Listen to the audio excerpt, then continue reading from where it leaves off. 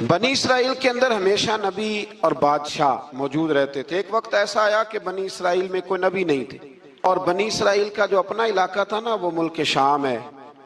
تو قوم عمال کا ایک قوم تھی اور بڑے سخت گیر لوگ تھے، انہوں نے بنی اسرائیل والوں کے ساتھ لڑائی کی، جہاد کیا اور انہیں ان کے علاقے سے نکال دیا۔ اور کچھ حضرت یوسف علیہ السلام کے زمانے میں ویسے بھی ایک بہت بڑی تعداد جا کے مصر میں آباد ہو گئی تھی۔ اب یہ ہوا کہ ان کے پاس کوئی بادشاہ نہیں ہے، یہ بار بار دعا کرتے ہیں، التجا کرتے ہیں، تو اللہ تعالیٰ نے ایک پیغمبر انہیں عطا کیے جن کے مختلف نام کتابوں میں ہیں۔ صدر الافاضل رحمۃ اللہ علیہ نے تفسیر خزائن العرفان کے اندر ان کا نام حضرت شمویل علیہ السلام لکھا ہے۔ حضرت شمویل علیہ السلام کو اللہ تعالیٰ نے نبوت عطا فرمائی، اور جب حضرت شمویل علیہ السلام اللہ کے نبی ہوئے، بنی اسرائیل والوں کو یقین آیا کہ اللہ نے الحمدللہ ہمیں ایک نبی کے جھنڈے تلے جمع کر دیا ہے، تو پھر انہوں نے کہا کہ آپ ہمارے سامنے ایک بادشاہ بھی مقرر کریں تاکہ ہم اس کی سرپرستی میں جہاد کریں۔ جب انہوں نے یہ بات کی تو اللہ تبارک و تعالیٰ نے حضرت شمویل علیہ السلام کے ذمے لگایا۔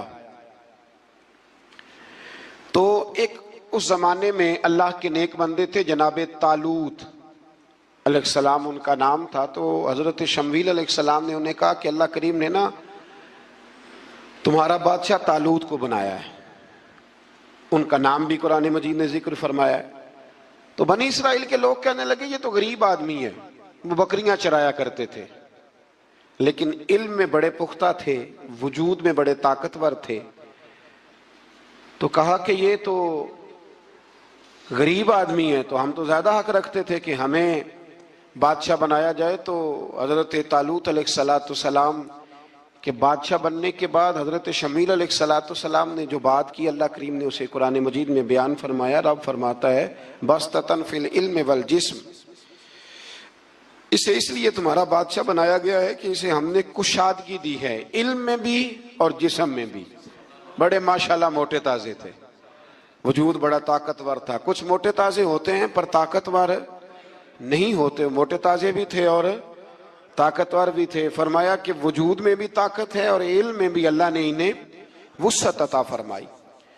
تو بنی اسرائیل والے کہنے لگے جی نہیں جی کوئی بندہ اور آ جائے، یہ ہمارا بہت بڑا مسئلہ ہے نا جی، ہر ایک کی مرضی کی نہ تو بات ہو سکتی ہے اور نہ ہر بندہ ہر ایک کی مرضی پر پورا۔ کہنے لگے نہیں جی کوئی اور ہونا چاہیے تھا، ہمیں کیسے پتا چلے گا کہ اللہ نے مقرر کیا ہے؟ بڑی خاص بات ہے، اس کو سمجھیے گا، یہ سارا مضمون آپ کو ملے گا اسی پارے کے آخر میں، آپ پڑھیں گے نا جی تو یہ سارا مضمون آپ کو ملے گا، اور آپ اگر سرسری نظر سے بھی اس کا مطالعہ کریں گے نا جا کے قرآن شریف کھول کے 15ویں سے 16ویں رکوع میں، آپ خوش ہوں گے کہ آپ کتنے اچھے نظریے اور عقیدے کے ماننے والے ہیں۔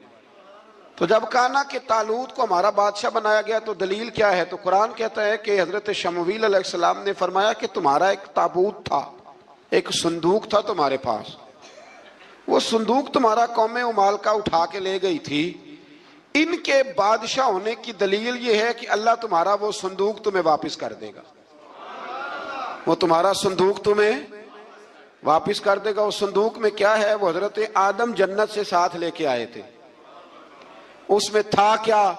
تو قرآن مجید کہتا ہے کہ اس کے اندر نا حضرت ہارون علیہ السلام اور حضرت موسیٰ علیہ السلام کے تبرکات تھے، تبرکات۔ کل میں ایک مولوی دیکھ رہا تھا بیچارہ، ایک بندہ نا مسجد نبی کے ساتھ غلاف اور شاید کوئی کفن تھا، وہ مسجد نبی کی دیواروں سے مس کر رہا تھا، تو وہ کہہ رہا تھا نہیں اس سے کیا ہوتا ہے، تبرک کوئی چیز نہیں، اچھے اعمال کی وجہ سے بندہ بخشا جائے گا۔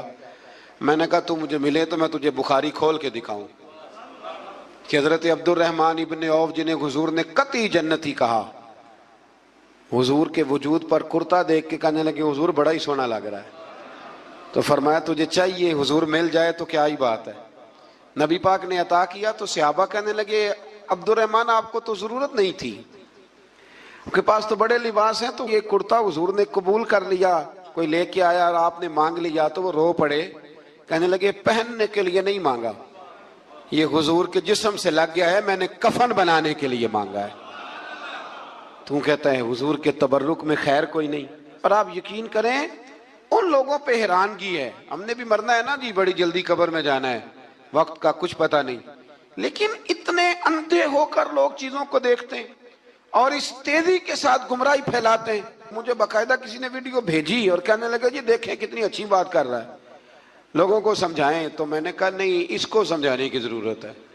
اور میں نے اس کو دیکھا ہے، وہ جو لال رومال والا، میں نے دیکھا ہے وہ ڈھونڈ ڈھونڈ کے جاہلوں کو پکڑتا ہے، تلاش کرتا ہے، اور اگر کوئی مل جائے بات بتانے والا تو پھر وہ خود پکڑا جاتا ہے، اور کئی دفعہ پکڑا گیا تو نکل گیا ہے. اللہ تعالی ہمیں سمجھنے کی توفیق دے. ہم سیانے ہو جائیں تو یہ دور دور تک نظر نہیں آئیں گے انشاءاللہ.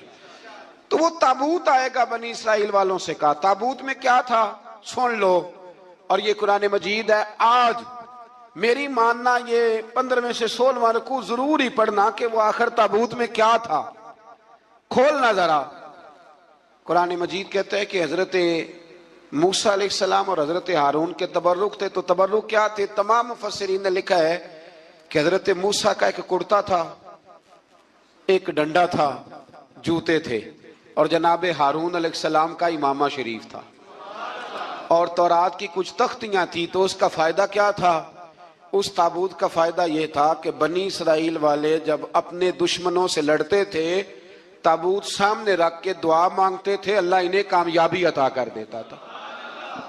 تو قوم عمالقہ کو بھی پتہ چل گیا کہ صندوق میں کچھ ہے جس کی وجہ سے یہ کامیاب ہو جاتے. وہ صندوق اٹھا کے لے گئے.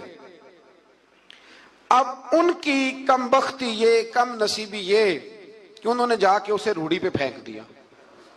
جب روڑی پہ پھینکا تو ان کے اندر بیماریاں آ گئیں، وبائیں پھوٹ پڑی، مرنے لگے، وجود پھولنے لگا.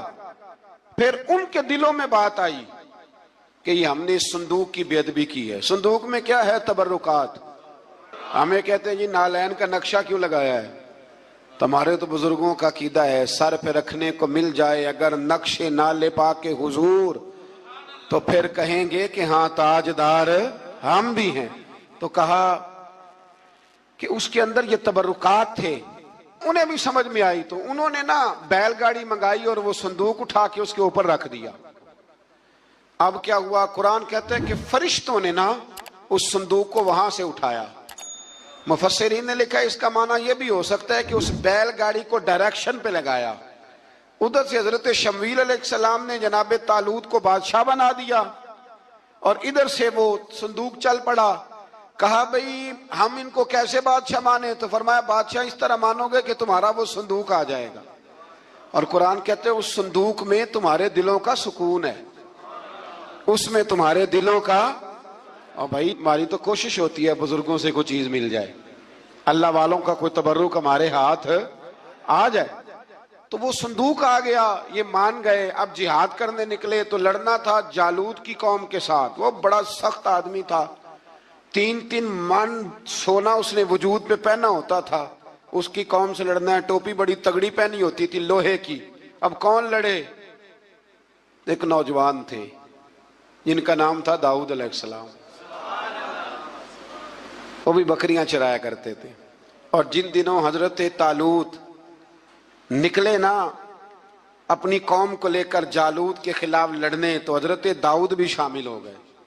اللہ جب کسی کو نوازتا ہے نا تو پھر خاص ہی کرم نوازی کرتا ہے.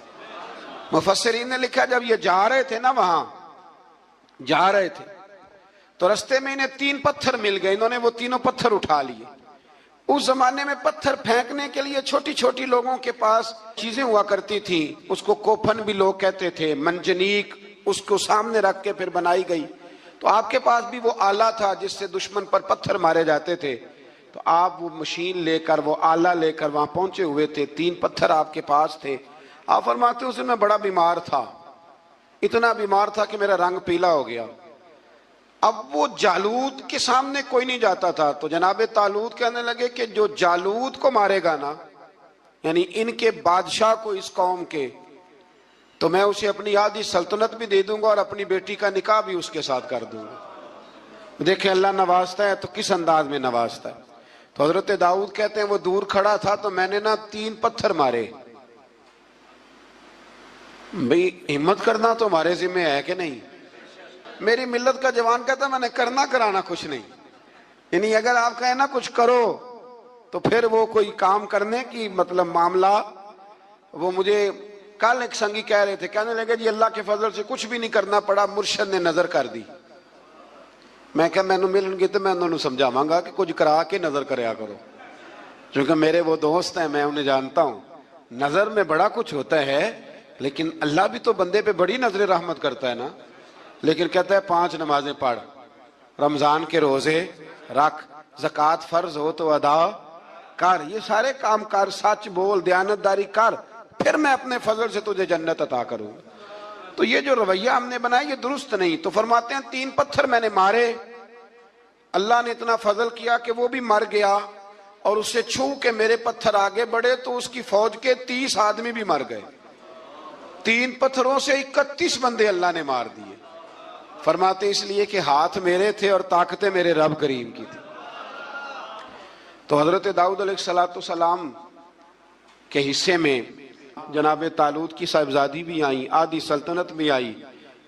کافی سال حضرت طالوت حیات رہے, پھر ان کا وصال ہو گیا, تو ساری سلطنت حضرت داؤد کو ملی, اور پھر اللہ تبارک و تعالیٰ نے انہیں نبوت بھی عطا فرمائی.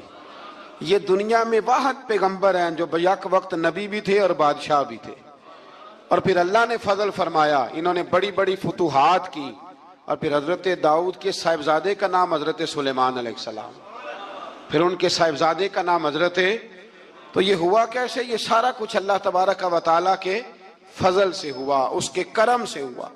اب اس واقعہ سے ہمیں کیا پتہ چلتا ہے؟ ہمیں یہ پتہ چلتا ہے کہ رب جب فضل فرمائے نا کسی پہ بھی, تو ہمیں اس بندے کو دیکھ کے راضی ہونا چاہیے, کوئی شکوہ نہیں کرنا چاہیے. اور دوسری بات یہ سمجھ لینا چاہیے کہ حکومتیں, مال, دولت یہ صرف سیاستوں سے نہیں ملتی, یہ خدا کے فضل سے ملتی ہے.